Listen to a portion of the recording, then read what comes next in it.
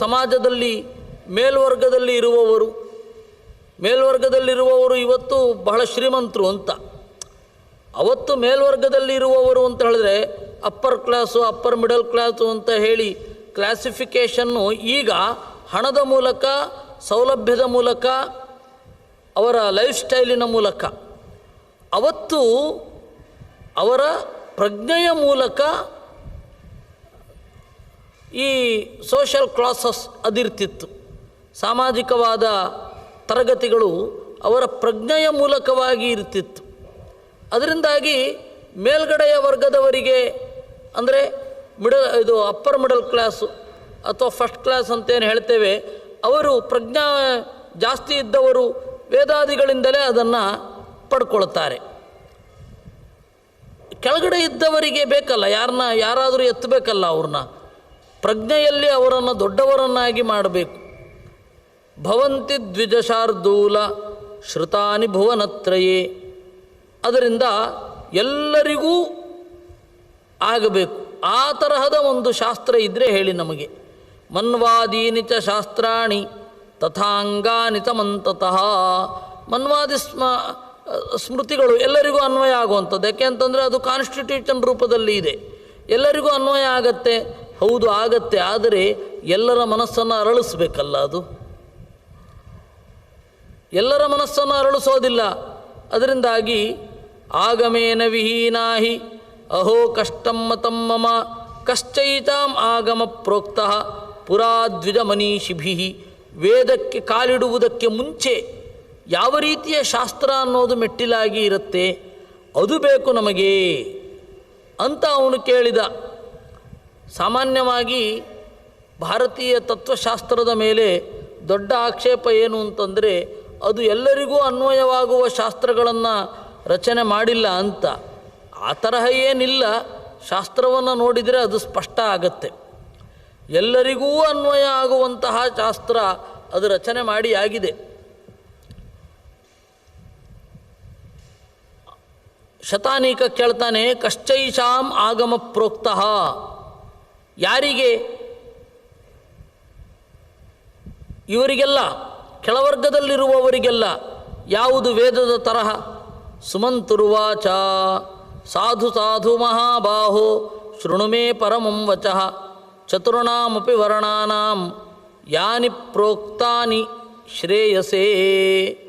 ಅದಕ್ಕೆ ಸುಮಂತು ಹೇಳಿದ್ರು, ಸುಮಂತು ಋಷಿಗಳು, ಒಳ್ಳೆ ಪ್ರಶ್ನೆ ಕೇಳ್ತಾ ಇದ್ದೀಯಾ.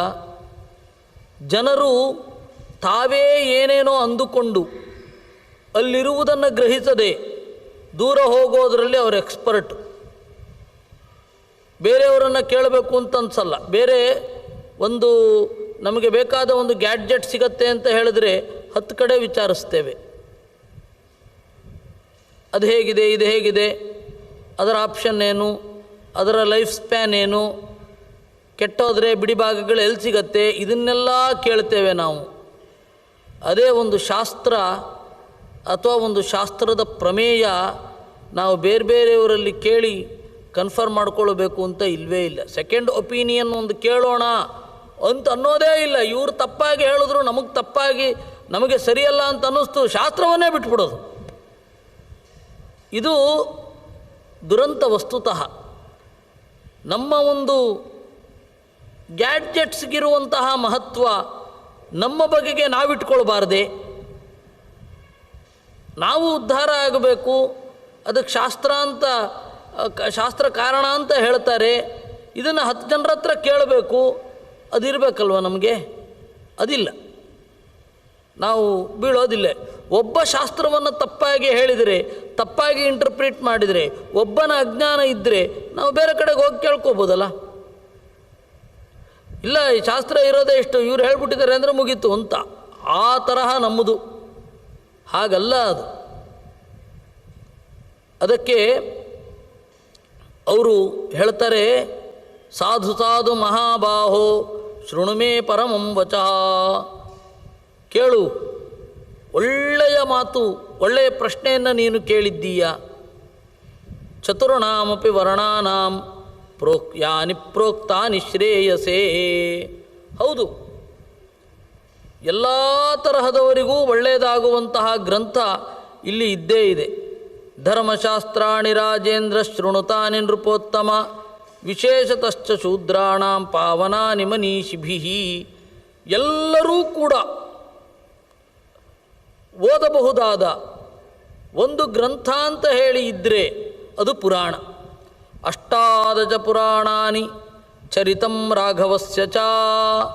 ರಾಮಾಯಣ ಎಲ್ಲರಿಗೂ ಇರತಕ್ಕಂಥದ್ದು, ಇಂಥವ್ರಿಗೆ ಬೇಡ ಇಂಥವ್ರಿಗೆ ಬೇಕು ಅಂತ ಇಲ್ಲ. 18 ಪುರಾಣಗಳು ಎಲ್ಲರಿಗಾಗಿ ಇರುವಂಥದ್ದು. ರಾಮಸ್ಯ ಕುರುಷಾರ್ದೂಲ ಧರ್ಮ ಕಾಮಾರ್ಥ ಸಿದ್ಧಯೇ ತಥೋಕ್ತಂ ಭಾರತಂ. ಇದು ಕೂಡ ತಥೋಕ್ತಂ ಭಾರತಂ ಚಾಪಿ ಪಾರಾಶರ್ಯೇಣ ಧೀಮತ. ಎಲ್ಲರಿಗೂ ಮಹಾಭಾರತ ಮತ್ತು ಪುರಾಣ ಅನ್ನೋದು ಎಲ್ಲರ ಸೊತ್ತು. ಯಾರು ಬೇಕಾದರೂ ಪಾರಾಯಣ ಮಾಡಬಹುದು, ಯಾರು ಬೇಕಾದರೂ ಓದಬಹುದು, ಯಾರು ಬೇಕಾದರೂ ಅದನ್ನು ಗಾಢವಾಗಿ ಚಿಂತನೆ ಮಾಡಬಹುದು, ಯಾರು ಬೇಕಾದರೂ ಅದನ್ನು ಇನ್ನೊಬ್ಬರಿಗೆ ಹೇಳಬಹುದು. ಹೀಗೆ ಭವಿಷ್ಯೋತ್ತರ ಪುರಾಣದಲ್ಲಿ ಮುಕ್ತವಾದ ಒಂದು ಮಾತು ಇದೆ, ಮುಕ್ತವಾದ ಅವಕಾಶ ಇದೆ. ಇವ್ರು ಕೇಳಬಾರದು, ಇವ್ರು ಕೇಳಬೇಕು ಅಂತ ಇಲ್ಲವೇ ಇಲ್ಲ. ಇದು ವೇದಾಧ್ಯಯನಕ್ಕೆ ಮೊದಲು ಇರುವ ಮೆಟ್ಟಿಲುಗಳು. 18 ಪುರಾಣಗಳನ್ನು ಕೇಳಿ ಮಹಾಭಾರತ ಮೊದಲಾದವುಗಳನ್ನು ಅಧ್ಯಯನ ಮಾಡಿ ಆಮೇಲೆ ವೇದದತ್ತ ಯಾರು ಬೇಕಾದರೂ ಹೋಗಬಹುದು. ಆದರೆ ಮೊದಲು ಇದನ್ನು ಅಧ್ಯಯನ ಮಾಡಿರಬೇಕು. ರಾಮಾಯಣ 18 ಪುರಾಣಗಳು ಅಂದರೆ ಕಡೆಯಲ್ಲಿ ಭಾಗವತ ಓದಿ ಆಮೇಲೆ ಮಹಾಭಾರತವನ್ನು ಚಿಂತಿಸಿ ಎಲ್ಲಿಗೆ ಬೇಕಾದರೂ ಹೋಗಬಹುದು. ಅಧ್ಯಯನದ ವಿಚಾರದಲ್ಲಿ ನಾ ಹೇಳ್ತಾ ಇರೋದು. ಅಷ್ಟಾದಶ ಪುರಾಣಾನಿ ಚರಿತಂ ರಾಘವಸ್ಯ ಚ. ಆಮೇಲೆ ರಾಮಾಯಣ. ರಾಮಾಯಣ ಅಂತ ಇಲ್ಲಿ ಹೇಳೋದು ವಾಲ್ಮೀಕಿ ರಾಮಾಯಣ. ಇದು ನೆನಪಿಡಿ,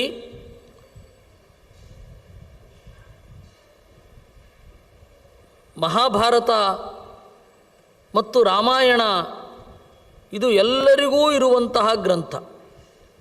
ನಮಗೆ ರಾಮಾಯಣ ಇವತ್ತು ಸಿಗೋದಿಲ್ಲ, ಮೂಲ ರಾಮಾಯಣ ಸಿಗೋದಿಲ್ಲ.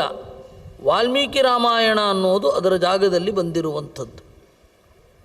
ಅಷ್ಟಾದಶ ಪುರಾಣಾನಿ ಅಷ್ಟೌ ವ್ಯಾಕರಣಾನಿ ಚ ಕೃಪಾಲುನಾ ಕೃತಂ ಶಾಸ್ತ್ರಂ ಚತುರ್ಣಾಮಿಹ ಶ್ರೇಯಸೇ ವೇದಾರ್ಥಂ ಸಕಲಂ ಯೋಜ್ಯಂ ಧರ್ಮಶಾಸ್ತ್ರಾಣಿ ಚ ಪ್ರಭೋ. ಮಹಾಭಾರತದ ಮೂಲಕ ವೇದವನ್ನು ಗ್ರಹಿಸಬೇಕು, ಮಹಾಭಾರತದ ಮೂಲಕ ಪುರಾಣಗಳನ್ನು ಗ್ರಹಿಸಬೇಕು, ಮಹಾಭಾರತದ ಮೂಲಕ ಎಲ್ಲ ಧರ್ಮಶಾಸ್ತ್ರಗಳನ್ನು ಚಿಂತಿಸಬೇಕು. ಇದು ಇರುವಂಥದ್ದು. ವರ್ಣಾನಾಂ ಭವಮಜ್ಞಾನಾಂ ಕೃತಂ ಪೋತಮನುತ್ತಮಂ ಅಷ್ಟಾದಶ ಪುರಾಣಾನಿ ಅಷ್ಟೌ ವ್ಯಾಕರಣಾನಿ ಚ. 18 ಪುರಾಣಗಳು, 8 ವ್ಯಾಖ್ಯಾನ ಮಾಡುವ ತತ್ವಗಳು. ಜ್ಞಾತ್ವಾ ಸತ್ಯವತೀ ಸೂನು ಚಕ್ರೇ ಭಾರತ ಸಂಹಿತಾಂ.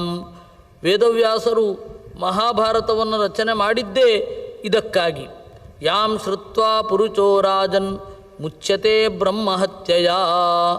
ಇದನ್ನು ಕೇಳಿ ಬ್ರಹ್ಮಹತ್ಯೆಯಿಂದ ಮುಕ್ತನಾಗ್ತಾನೆ. ಪ್ರಥಮಂ ಪ್ರೋಚ್ಯತೆ ಬ್ರಾಹ್ಮಂ ದ್ವಿತೀಯಂ ಐಂದ್ರಮುಚ್ಯತೆ. ಯಾಮ್ಯಂ ಪ್ರೋಕ್ತಂ ತಥೋ ರೌದ್ರಂ ವಾಯವ್ಯಂ ವಾರುಣಂ ತಥಾ ಸಾವಿತ್ರಂಚ ತಥಾ ಪ್ರೋಕ್ತಂ ಅಷ್ಟಮಂ ವೈಷ್ಣವಂ ತಥಾ ಏತಾನಿ ವ್ಯಾಕರಣಾನೀಹ ಪುರಾಣಾನಿ ನಿಬೋಧಮೇ. ಇನ್ನು 8 ವ್ಯಾಕರಣಗಳು ಅಂತ. ವ್ಯಾಕರಣ ಅಂತಂದರೆ ಗ್ರಾಮರ್ ಅನ್ನುವ ಅರ್ಥ ಅಲ್ಲ, 8 ಇಂಟರ್ಪ್ರಿಟೇಷನ್ಗಳು ಅಂತ ಅರ್ಥ. ಬ್ರಾಹ್ಮ ಅಂತ ಹೇಳಿದ್ರೆ ವೇದ ಚತುರ್ಮುಖನ ವ್ಯಾಖ್ಯಾನ, ಹಾಗೆ ಸೂರ್ಯನ ವ್ಯಾಖ್ಯಾನ, ಇಂದ್ರನ ವ್ಯಾಖ್ಯಾನ, ಯಮನ ವ್ಯಾಖ್ಯಾನ, ಲಕ್ಷ್ಮೀದೇವಿಯ ವ್ಯಾಖ್ಯಾನ, ವಿಷ್ಣುವಿನ ವ್ಯಾಖ್ಯಾನ, ಶಿವನ ವ್ಯಾಖ್ಯಾನ. ಇದೆಲ್ಲವನ್ನೂ ನೋಡಬೇಕು. ಪುರಾಣಗಳಲ್ಲಿಯೇ ಅವರವರ ಮಾತುಗಳ ಅಭಿಪ್ರಾಯಗಳೆಲ್ಲ ಇದೆ. ಮಧ್ವಾಚಾರ್ಯರು ಕೃಷ್ಣಾಮೃತ ಮಹಾರಣವ ಅಂತ ಒಂದು ಗ್ರಂಥವನ್ನು ರಚನೆ ಮಾಡಿದ್ದಾರೆ. ಅದರಲ್ಲಿ ಇವರೆಲ್ಲರನ್ನ ಕೋಟ್ ಮಾಡಿದ್ದಾರೆ. ಹೀಗಾಗಿ 8 ವ್ಯಾಕರಣಗಳು ಅಂತನ್ನೋದಕ್ಕೆ 8 ಗ್ರಾಮರ್ ಅಂತ ಅರ್ಥ ಮಾಡಬೇಡಿ. 8 ಟೈಪ್ಸ್ ಆಫ್ ಇಂಟರ್ಪ್ರಿಟೇಷನ್ಸ್ ಅಂತ ಅರ್ಥ. 8 ವ್ಯಾಕರಣಗಳು ಅಂದರೆ 8 ವ್ಯಾಖ್ಯಾನಗಳು ಅಂತ ಅರ್ಥ. ಇನ್ನು ಪುರಾಣಗಳನ್ನು ನಾವು ನೋಡೋಣ ಅಂತ ಹೇಳ್ತಾ ಇದ್ದಾರೆ. ಬ್ರಾಹ್ಮಂ ಪಾದ್ಮಂ ವೈಷ್ಣವಂಚ ಶೈವಂ ಭಾಗವತಂ ತಥಾನ್ಯಂ ನಾರದೀಯಂಚ ಮಾರ್ಕಂಡೇಯಂಚ ಸಪ್ತಮಂ. ಮೊದಲನೆಯದ್ದು ಬ್ರಹ್ಮಪುರಾಣ, ಎರಡನೆಯದ್ದು ಪಾದ್ಮಪುರಾಣ, ಆಮೇಲೆ ಶಿವಪುರಾಣ, ಆಮೇಲೆ ಭಾಗವತ ಪುರಾಣ, ಆಮೇಲೆ ನಾರದೀಯ ಪುರಾಣ, ಮಾರ್ಕಂಡೇಯ ಪುರಾಣ, ಆಗ್ನೇಯ ಪುರಾಣ, ಭವಿಷ್ಯ ಪುರಾಣ, ದಶಮಂ ಬ್ರಹ್ಮವೈವರ್ತಂ ಬ್ರಹ್ಮವೈವರ್ತ ಪುರಾಣ, ಲೈಂಗ್ಯಮೇಕಾದಶಂ ಸ್ಮೃತಂ ಲಿಂಗ ಪುರಾಣ, ಅದು 11ನೆಯದ್ದು. ಅಲ್ಲಿ ಲಿಂಗ ಪುರಾಣ ಅಂತ ಹೇಳಿದ್ರೆ ಬೇರೆ ತರಹ ಕೇಳುತ್ತೆ. ಶಿವಪುರಾಣದ ತರಹ ಅದೊಂದು ಲಿಂಗ ಪುರಾಣ ಅಂತ ಅಂದುಕೊಳ್ಳಬಹುದು. ಆದರೆ ಲಿಂಗ ಪುರಾಣದಲ್ಲಿ ಲಿಂಗ ಅನ್ನೋ ಶಬ್ದಕ್ಕೆ ಕೊಟ್ಟಿರುವ ಅರ್ಥ ಬಹಳ ಡಿಫ್ರೆಂಟಾಗಿ ಇದೆ. ಎಷ್ಟು ವಿಭಿನ್ನವಾಗಿದೆ ಅಂದರೆ ಅಷ್ಟು ವಿಭಿನ್ನವಾಗಿದೆ. ಅದನ್ನು ಅರ್ಥ ಮಾಡಿಕೊಳ್ಳಿಕ್ಕೆ ಬಹಳ ಸಂಸ್ಕಾರ ಬೇಕು. ಆ ತರಹದ ವ್ಯಾಖ್ಯಾನಗಳೆಲ್ಲ ಉಂಟು. ಆ ಲಿಂಗ ಪುರಾಣ ಇದೆ. ವಾರಾಹಂ ದ್ವಾದಶಂ ಪ್ರೋಕ್ತಂ, ವರಾಹರೂಪಿ ಪರಮಾತ್ಮ ಹೇಳಿದಂತಹ ಪುರಾಣ ಅದು ವಾರಾಹ ಪುರಾಣ. ಸ್ಕಾಂದಂ ಚೈವ ತ್ರಯೋದಶಂ, ಆಮೇಲೆ ಸ್ಕಾಂದ ಪುರಾಣ. ಚತುರ್ದಶಂ ವಾಮನಂಚ, 14ನೆಯದ್ದು ವಾಮನ ಪುರಾಣ. ಕೌರ್ಮಂ ಪಂಚದಶಂ ಸ್ಮೃತಂ, 15ನೆಯದ್ದು ಕೌರ್ಮ ಪುರಾಣ. ಆಮೇಲೆ ಬ್ರಹ್ಮಾಂಡ ಪುರಾಣ, ಮಾತ್ಸ್ಯ, ಗಾರುಡ. ಏತಾನಿ ಕುರುಶಾರ್ದೂಲ ಧರ್ಮಶಾಸ್ತ್ರಾಣಿ ಪಂಡಿತೈ, ಧರ್ಮಶಾಸ್ತ್ರಗಳು ಅಂತ ಹೇಳಿ ವಿದ್ವಾಂಸರು ತಿಳಿದವರು ಡಿಕ್ಲೇರ್ ಮಾಡಿದಂತಹದ್ದು ಇಷ್ಟು ಪುರಾಣಗಳು. ಪುರಾಣಗಳನ್ನೇ ಧರ್ಮಶಾಸ್ತ್ರಗಳು ಅಂತ ಕರೆಯೋದು. ಅಲ್ಲಿ ನೀವು ಇವತ್ತು ಧರ್ಮಶಾಸ್ತ್ರದ ಪುಸ್ತಕವನ್ನು ತೆಗೆದು ನೋಡಿದರೆ ಪುರಾಣಗಳ ಕೊಟೇಶನ್ನೇ ಜಾಸ್ತಿ ಇರೋದು. ಅದು ಧರ್ಮಸಿಂಧು ಆಗಿರಬಹುದು, ನಿರ್ಣಯ ಸಿಂಧು ಆಗಿರಬಹುದು, ವಿವಾದ ರತ್ನಾಕರ, ಆಮೇಲೆ ಚತುರ್ವರ್ಗ ಚಿಂತಾಮಣಿ, ಯಾವುದೇ ಧರ್ಮಶಾಸ್ತ್ರಗಳು ನೀವು ತೆಗೆದು ನೋಡಿದರೆ ಪುರಾಣಗಳ ಕೊಟೇಶನ್ನೇ ಇರೋದು. ಅಂದರೆ ಮೂಲಭೂತವಾಗಿ ಪುರಾಣಗಳೇ ಧರ್ಮಶಾಸ್ತ್ರಗಳು ಅನ್ನುವಂತಹ ಮಾತನ್ನು ಇಲ್ಲಿ ಹೇಳ್ತಾ ಇದ್ದಾರೆ.